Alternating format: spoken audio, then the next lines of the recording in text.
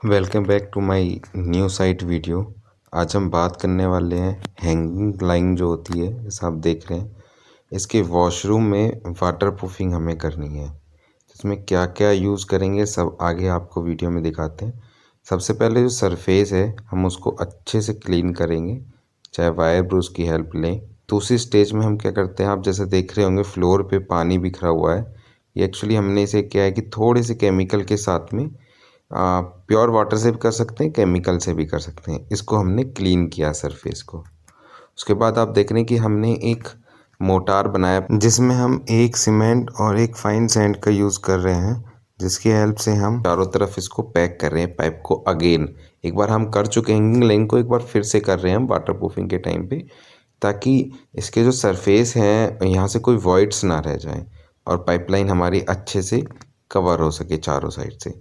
अब इसके बाद हम क्या स्टेप यूज़ करेंगे, कितना मसाला बनाएंगे वो बताते हैं।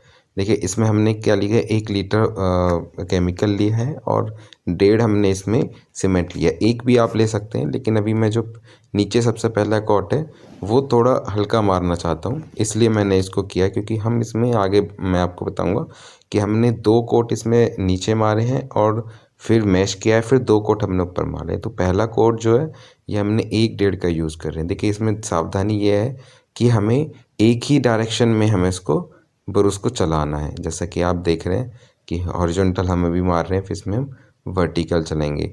हमें इसमें हर कोट में लगभग 4 से 6 घंटे का हमें टाइम देना है, ताकि पहला कोट सूख सके और दूसरा कोट हम उसके ऊपर दूसरी डायरेक्शन में मार सकें। दूसरी मतलब पहला अगर हॉरिजॉन्टल है तो दूसरा हमें वर्टिकल मारना होगा। अब ये मौसम पे भी डिपेंड करता है। जैसे सर्दियों का मौसम है तो आप उसमें 8 से 10 घंटे भी दे सकते हैं। उसमें हमें सबसे अच्छा ये कि हम उस पर हल्का सा टैप करके देखें कि जो उंगली का निशान है या कोई भी हम चल रहे हैं तो वो निशान उस पर ना छोड़े। तो अभी जैसे देख रहे हैं कि हमने इसमें एक पहला जो कोट है बहुत नॉर्मल मारा है और बहुत मतलब जो स्पेसिफिकेशन है उसकी जो हमने यूज़ किया है वो 1-1.5 का यूज़ किया है। इसके बाद जो सेकंड कोट मारेंगे इसी पे दूसरी डायरेक्शन में, वो हम 1-1 का कोट मारेंगे। मतलब एक केमिकल और दूसरा एक एक हिस्सा उसका सीमेंट यूज़ करेंगे। कोट मारते टाइम हमें ये भी ध्यान देना है कि जो इसके कॉर्नर्स हैं वो अच्छे से उनमें केमिकल जाए। इसके बाद 2 कोट हमने एक मार दिया था और दूसरा हमने 8 घंटे बाद मारा था। अब 2 कोट के बाद हमने जो तीसरा स्टेप है वो हम इसमें मैश बिछाएंगे। जो फाइबर मैश आप देख रहे हैं, इससे क्या होता है कि जो वाटर प्रूफिंग है वो ब्रेक होने के चांसेस बहुत कम होते हैं। इसे हम बिछा के जहाँ जहाँ हमारे पाइप हैं वहाँ अच्छे से काट के उसको सेट कर लेंगे। और जो वॉल्स हैं उस पे हम लगभग 100 से 150 300 mm तक भी चढ़ाते हैं, लेकिन अभी क्योंकि टाइल्स का हमारे पास मार्जिन कम है तो हम इसमें अभी फ़िलहाल 150 से 200 mm ऊपर सारे चारों दीवारों पे हम उसको चढ़ा देंगे, ताकि जो वाटर है वो ऊपर की तरफ ना ऑब्ज़र्व हो सके वॉल्स में। इसमें हमें और ध्यान देने वाली ये चीज़ें हैं कि जो अगर ओवरलैप भी करना है तो हमें लगभग 100 से 150 mm का एक दूसरी जो मैश है उस पे हमें ओवरलैप करना है। वॉल्स पे मतलब वॉल्स पे ऊपर चढ़ा होना चाहिए। पाइप के चारों तरफ अच्छे से कटिंग हो, ताकि कहीं भी लीकेज का कोई चांसेस ना बच सके। जैसे कि आप देख रहे हैं कि हमने ओवरलैप किया है, ये लगभग 150 से 200 mm का लैप किया है। 250 mm तक हमने इसको लैप किया हुआ है। सारी जो सील्स हैं उनके पास एकदम कवर किया हुआ है, डोर्स के पास में एकदम से कवर किया है।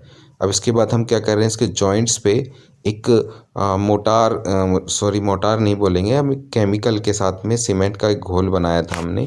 थोड़ा गाढ़ा पेस्ट मतलब थिक पेस्ट बनाया था, ताकि जो इसके जॉइंट्स हैं वो अच्छे से फिल हो सकें।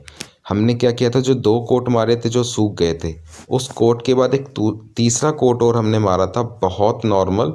मतलब उसमें थोड़ा सा आप चाहें तो वाटर भी यूज़ कर सकते हैं। एक हिस्सा सीमेंट का और आधा लीटर लगभग आधे से भी कम लीटर पानी और 2 हिस्सा सीमेंट हम ले सकते हैं।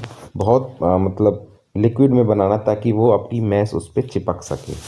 बाकी जो 2 कोट हमने मारे उसका इससे कोई संबंध नहीं है। अभी हम मैश बिछा रहे हैं सिर्फ इसको चिपकाने के लिए, फिर इसके ऊपर 2 कोट और मारेंगे। टोटल हमारे 4 कोट हो जाएंगे।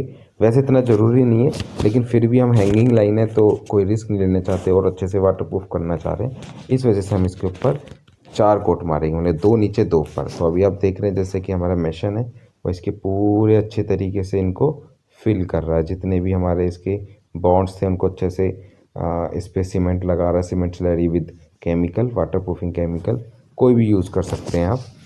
अभी हमने जो यहाँ पे यूज़ किया है वो एक्स ब्रांड का हमने यूज़ किया है। ये हमारा पहला कोट हमारा लग चुका है, जिसको सूखने देंगे और फिर इसके बाद हम 4 से 5 घंटे बाद दूसरा कोट मारेंगे। ये हमारा सेकंड कोट भी तैयार हो चुका है। अब आप देख रहे हैं कि हम दूसरी साइड में अभी नेक्स्ट डे, मतलब 2 कोट लगने के बाद तीसरे दिन हम उसको प्रोटेक्शन प्लास्टर दे रहे हैं, ताकि इससे क्या है, जो ऊपर की लेयर है, जो हमारी टॉप लेयर थी, वो डैमेज ना हो सके। अब इसके बाद हम टाइल्स का जो भी मोटार इसमें डालेंगे, टाइल्स बिछाएंगे, फ्लोरिंग टाइल्स, तो नीचे वाली वाटर प्रूफिंग हमारी डैमेज नहीं होगी। इसमें हम किसका यूज़ करेंगे, हम इसमें मोटार मतलब बदरपुर और सीमेंट और केमिकल का यूज़ करेंगे।